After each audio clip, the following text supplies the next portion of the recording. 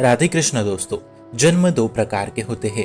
एक होता है माँ के गर्भ से और दूसरा होता है गुरु के उपदेश से। जो गुरु मंत्र मिलता है वहां से जन्म प्राप्त होना, यही असली जन्म है। यदि किसी को भक्ति प्राप्त ही नहीं हुई तो वो अभी जन्मा ही नहीं। जिन हरि भगत हृदय नहीं आनी, जीवित सब समानते प्राणी। इसलिए दीक्षा को नवीन जन्म माना गया है। तो इसी नवीन जन्म से आपके सारे दंड नष्ट होने हैं। आइए उदाहरण से समझते हैं। ये एक सत्य घटना है।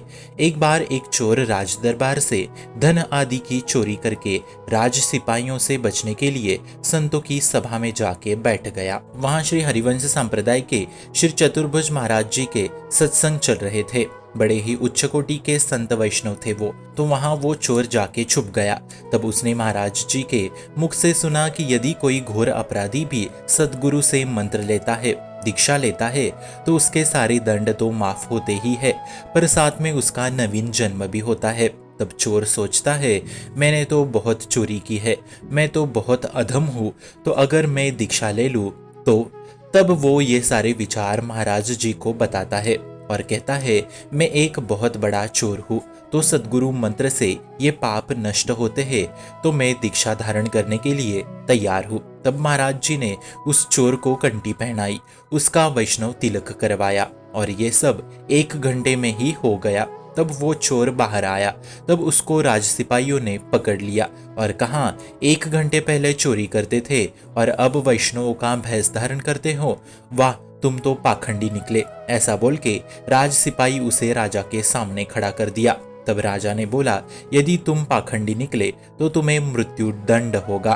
तब चोर जोर से कहता है, सद्गुरु के मंत्रों की कसम खा के मैं कहता हूँ कि मैंने इस पूरे जन्म में कोई चोरी नहीं की। हाँ, पर मैंने पिछले जन्म में चोरी की होगी।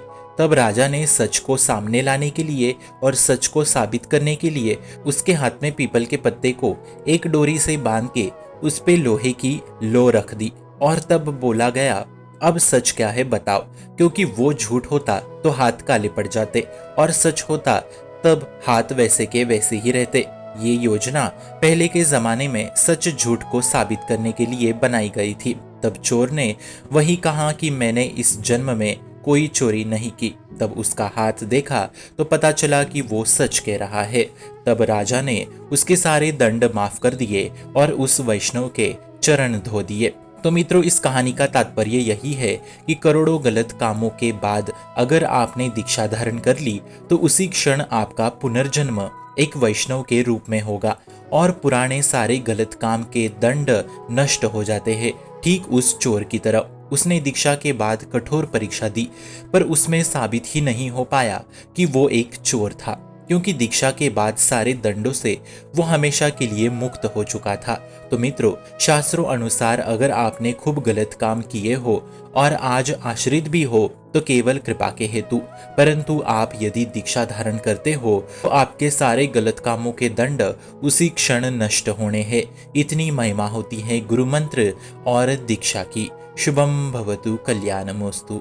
भक्ति का प्रसार करने हेतु इस चैनल को अपने मित्र और परिवार संग शेयर जरूर करें और भक्ति दृढ़ करने हेतु इस चैनल को सब्सक्राइब करना ना भूले। राधे राधे।